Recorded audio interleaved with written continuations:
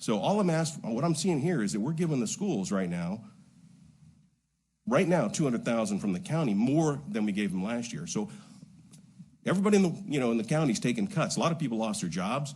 A lot of people can't afford their rent. And there's a lot of things going on associated. Businesses are going out of business, yet we're increasing the school's budget. Not to mention there's probably going to be $7 million additional money from the state and federal government. So it's not a 200 thing. It's an increase plus $7 million. Plus, there's a significant carryover from the prior year. So the fact that we can't find $750,000 to support our public safety, I think that's unacceptable. Which one of the board members up here are going to tell teachers who are underpaid already that we're going to cut your paycheck? Most of them are living under the poverty level as it is. They too have rent. It is always a target. Public school education is always a target. When is that going to stop being the cop-out? If there are savings, then show them. Tell what they are. Arbitrarily throwing numbers out for the public to become confused, let's say exactly what those things are. Stop making and throwing out arbitrary numbers.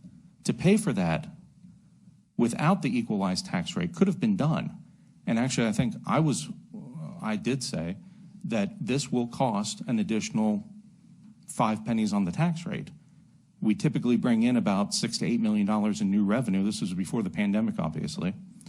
And that would easily absorb that cost. Well, but that money didn't come in, but we still have the cost. So what we've done now is taken existing costs and replace them with the public safety pay increase, which is fine. There's nothing wrong with that.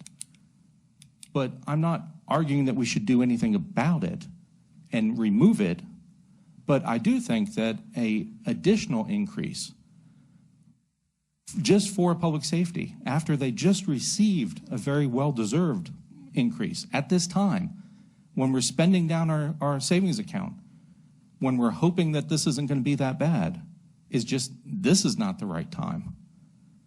Maybe mid-year, if everything picks back up and it turns out that we have extra money, maybe the carryover, or I'm sorry, the 2020 fourth quarter isn't that bad of a hit, and it turns out we have extra money, fine. I'm not against that. But I think if we're building a budget and we're building it based on our savings account, which is gone, 4 of the $5 million in our budget stabilization fund is removed, what happens? It's not necessary to do it this second when we can wait 6 months. Hopefully everything is back open and our economy roars back to life.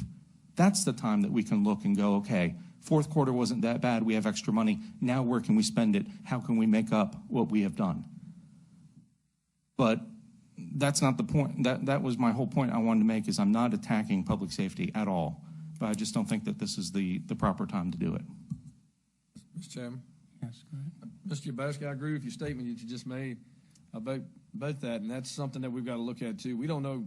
We've never projected numbers for a pandemic. Nobody in this room, nobody in this county has ever had to deal with anything like this. So we're not 100% sure that our projections are going to be right. We're hoping they are, but we could miss the mark by a large amount.